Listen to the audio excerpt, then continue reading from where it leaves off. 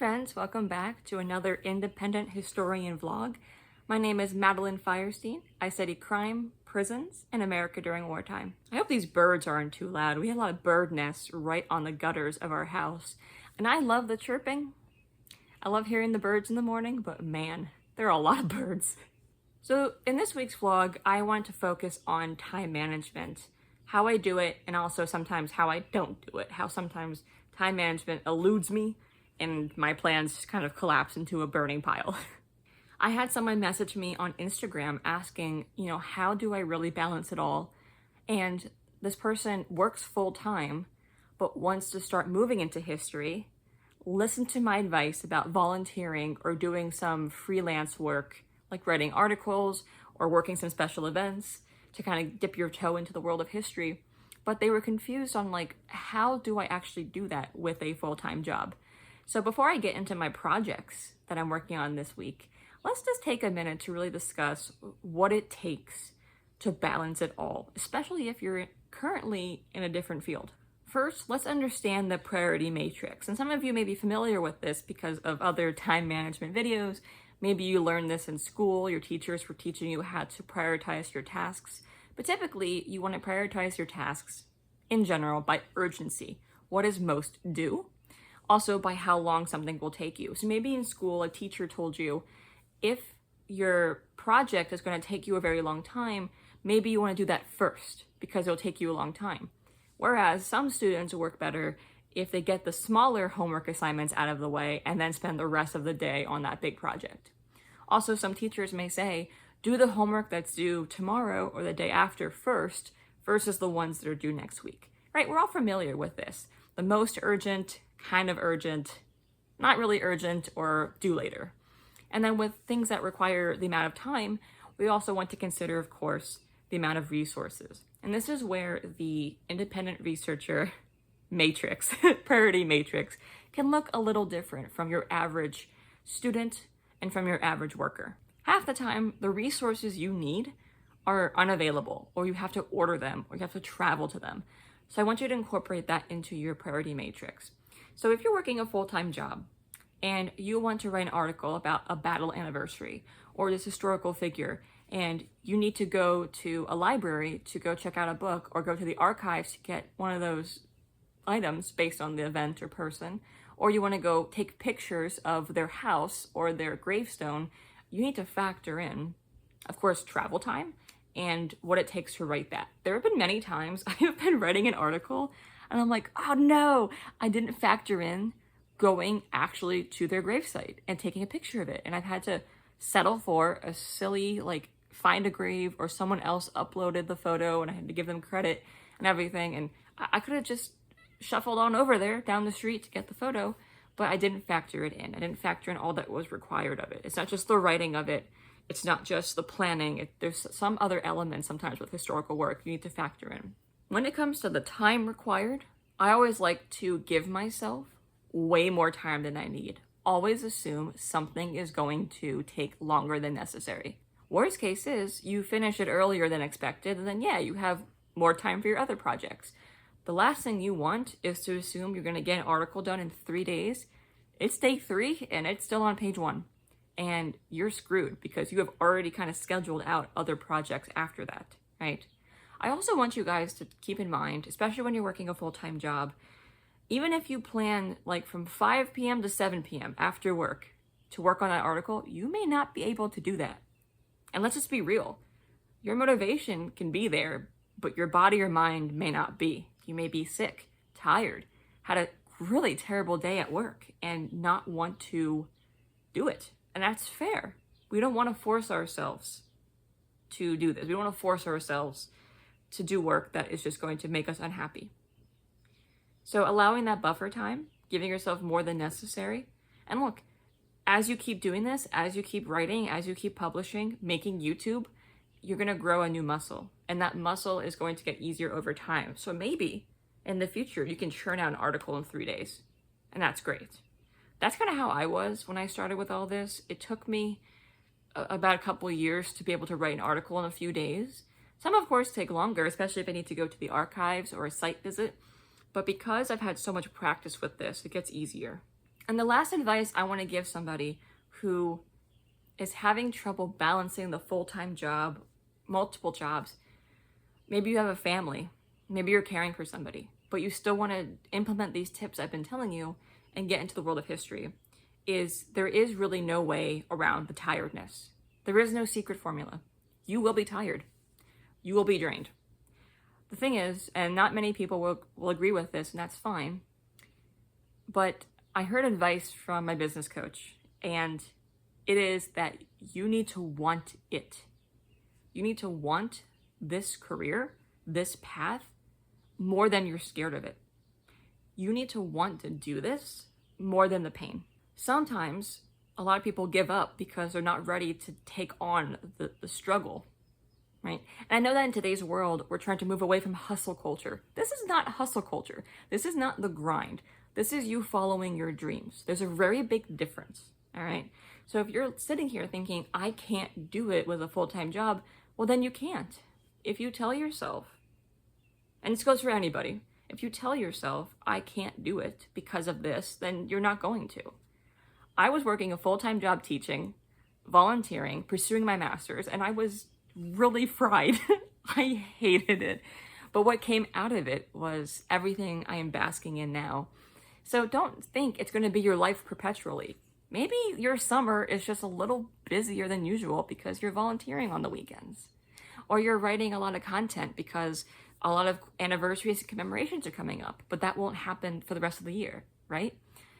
Tell yourself, this is not going to be fun, but it's an investment in my future and one that I will really revel in when it's all over. I don't want to discount anyone's personal struggles. If you have chronic illness, neurodivergence, please be kind to yourself. You can still want this and then still give yourself a break. You can still be like, I'm going to do everything I can to become a historian, but not today because I'm really freaking tired. That's fine. Just factor it into your life, and then that's why we give ourselves more time than necessary, right? Saying you want it enough doesn't mean you have to abuse yourself. Doesn't mean you have to make yourself sick. It just means your excuses don't really resonate with you. Your excuses don't have a lot of weight. Your motivation outweigh your excuses, right? We're on the couch today because there's times when I just can't sit at my desk anymore. And those of you that work from home must also feel this way too. Like, or anyone actually in an office, if you're sitting at a desk for like 8 hours a day, and I feel like I get so much better work done from a couch. So working from home, it works out very well for me. But I'm really excited because tonight I'm actually I'm attending a virtual lecture from the Peterson House, which the Peterson House, for those of you that don't know, is actually where Lincoln died. Today is April 14th, so it's the anniversary of the assassination of President Lincoln. And he had been carried from Ford's Theater across the street to a boarding house run by William and Anna Peterson. And it's a 1-hour webinar. I love attending webinars and Zoom lectures, even if they cost $5 or $10, so be it. And especially coming out of like the era of COVID, there are so many museums that do online lectures. I think it's really nice because it makes history a lot more accessible to people. Like, I would not have been able to go downtown tonight and attend this in person. So it's nice that I can continue doing my work here, log in when it's time to log in, and then continue doing my work after it's done. So when you think about time management, sometimes it's very good to center your projects and your tasks around an event. So this lecture is at 6 p.m. And for a lot of us, the workday is done. For me, I actually enjoy doing work at night. I think I'm actually pretty productive in the evening. Early morning and evening are exactly where I'm at. Afternoons, I flounder a bit, which is exactly when I'm recording this part of the vlog. So it's nice because I know I have about 4 hours right now until that little lecture. So I'm thinking, what can I do in the next 4 hours? And then afterwards, I'll probably be like a little mentally fried because I'll be, listening and thinking about the lecture, taking some notes. What's a lighter task I can do in the evenings? So one of your priority matrices can be based on energy, but it can also be based on what your day looks like. Do you have to leave the house today? If so, is that an all-day thing? And so for us independent researchers, we have to make sure take in consideration where else we have to be. If some of the work you're doing requires walking, like walking tours or meeting people, having a lot of Zoom meetings, Zoom conferences or consultations, or if you do work that full-time job, right? What can you be doing on your lunch break? What can you do after work that actually excites you? I would say this, for those that have the full-time job, I would be careful not to do a lot of energy intensive tasks for your research after work. Here's what I mean. For me personally, I love the planning and the finding resources. I love scouring the internet, scouring the archives for what I want to use for my lecture, for my article, my tour. Writing it, different story. Actually writing my content and putting words to it takes a lot more energy out of me. I actually save that for the weekend. But I love planning out a lecture and what I'm going to talk about. I love looking up events. I love planning my next tours and what the topic's going to be about. I love working on my book outline and what I want to talk about in my next book. Actually writing it, whole different story. So I save those tasks for later. Now look, later this week, I will be out of the house most of the day. I'm giving guided tours. Okay, that's part of my job. I'm out. I'm in the heat. It's going to be in the high 90s in DC this week, and I will be outside sweating. And I know that after those tours, I'm not going to want to do any writing, but I will be better about doing like maybe an Instagram reel. That's okay. I can do that. Or maybe planning my next week's tasks, or honestly editing some photos, editing this vlog, lighter stuff like that. I'm just not going to try. It's not even going to go on my calendar to write my article because it's just not going to happen. So think about that. Think about framing maybe how you do tasks based on what your days look like. Some of us have full-time jobs that are a little harder, a little more intensive, energy draining than others, and that's fine. Some of us can clock in and out of work, come home and not feel an effect of the job, and that's great too. But I want you to set yourself up for success. Do not put things on that calendar that just don't make any sense for your life. Also, who's going to see your calendar? Who's going to see that you didn't put right article on your Monday evening? No one really cares. Hey friends, we just got back from a literal hot girl walk. It is very hot today. For mid-April, this is very unusual, kind of record high temperatures in the DC region. So today was very warm. It was 85 at 10 o'clock in the morning. So this is what we're dealing with. But we went on a hot girl walk so that I could think about some research, because one of the things that really helps me with actually, getting a lot done every day, but also making sure that I'm not spending too much time trying to troubleshoot my work, is stepping away from it, which I know is kind of counterintuitive to a lot of things you're told. I bet you're told to sit down with a task for hours and really lock in and just keep brainstorming, but guys, we know that there's times that just doesn't work. Your brain is not ready for it. And just like with creative projects and creative work, sometimes the inspiration comes from the world around you. Sometimes you have to go and observe things. So for example, the projects I've been trying to troubleshoot are kid events, because I'm going to be partnering with my city's tourism board to try and implement some more, kid-friendly and child-tailored, that sounds weird, child-tailored events. Sounds like I'm making clothes for them. But events for, elementary and middle school, because it's very hard to do that without treating them like children, especially with history, because it's either too young for them or way too old or inappropriate topics. So there's like a fine balance for like older kids, school-age kids. And I've had ideas for a while. It's just actually, what does that look like? Because if I was hosting it just by myself, it'd look a little different than partnering with somebody, keeping their objectives in mind, the mission statement of their organization, right? It's not impossible. It's just what would appeal to the most people. So went on my walk and I feel better. I am not someone who gravitates towards exercise. Let me just say that right now. This is a new thing for me. The past 5-6 years, I've really gone into it. And like when I say most of my life I was out of shape, I couldn't run the mile in school. I just didn't have the lung capacity. did it before. I was not a team sport kid growing up. I was the nerdy book club. I went to writing camp. I literally went to like novel writing camp, creative writing camp as a kid. So that just says a lot. But as an adult, I want to be healthier. And also, as we know, exercise is good for mental health. It's very good for creative juices. So bare minimum is the hot girl walk. I actually was supposed to go to the gym this morning at 6 a.m., which is fine. I've done that before. I can do that. But the problem is I didn't sleep very well. So the 6 a.m. plan was just completely out the window. I felt like I couldn't drive to the gym. It wasn't a wise decision to drive on essentially 3 hours of sleep. So one of the things we can do is, I know this is different if you have a full-time job because you still have to go to work. But if you are an independent researcher, if you have your own business, as we know, our schedule can be a little more flexible. I intended to spend most of the morning, working on these kids' programs and troubleshooting. I am going to Arlington National Cemetery tomorrow, which is only like 15 minutes away from me. I give guided tours there, and I'm designing a new tour, and I want to map it out. I want to go walk it to make sure it's not too much, not too far. And so this morning I wanted to work more on that tour plan. I didn't do that. I decided the best thing for me and the best thing for my work was to make a good breakfast, a big old breakfast, drink a lot of water, drink water with electrolyte tablets. It always helps me.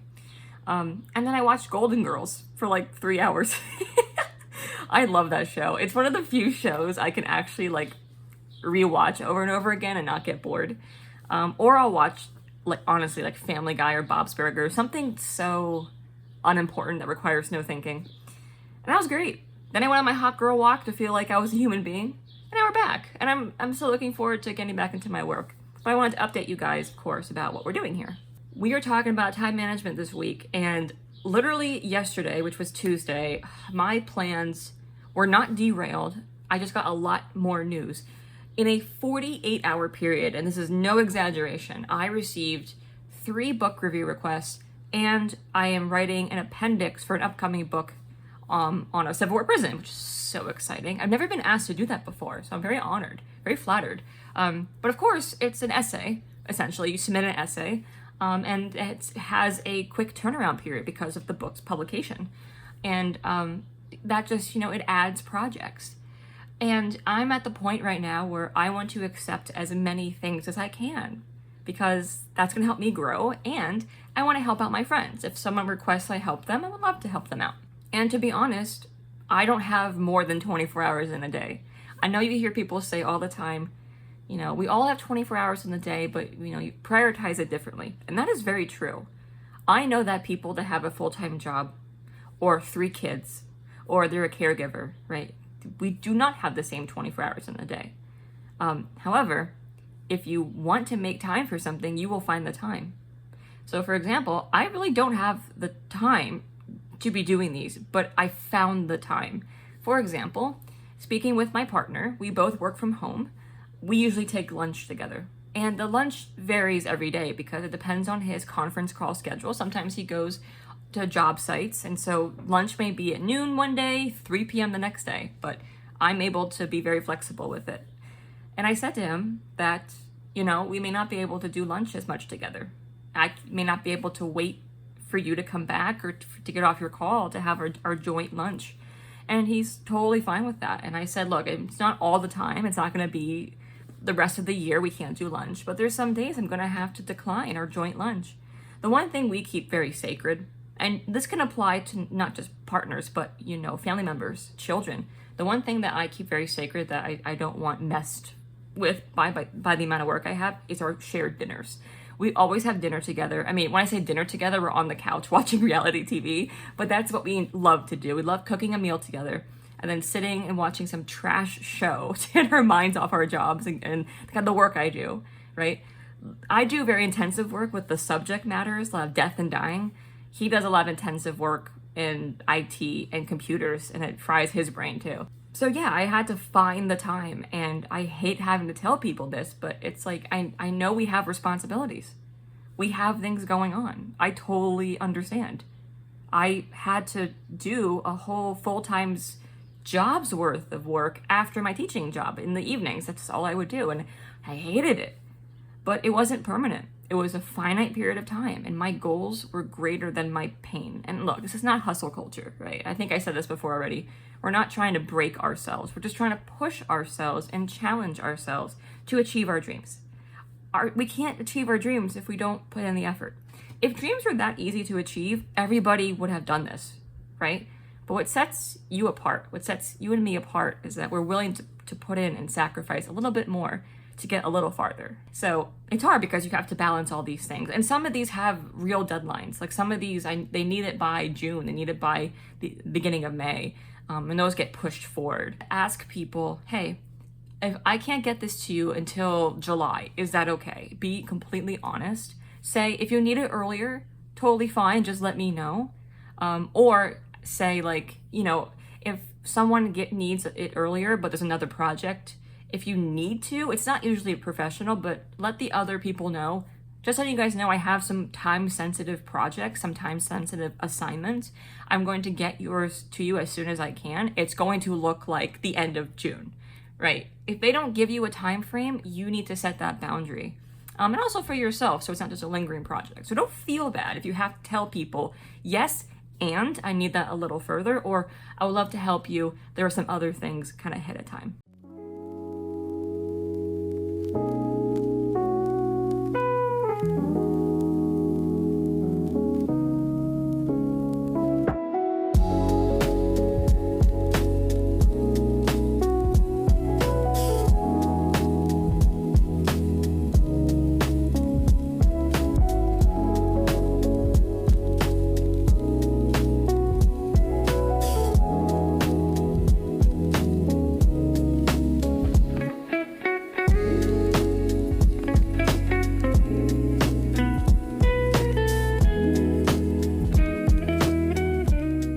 I hope you guys found some of these tips helpful for you as you navigate maybe a full-time job, having responsibilities, with your desire to become a historian and enter the field of history.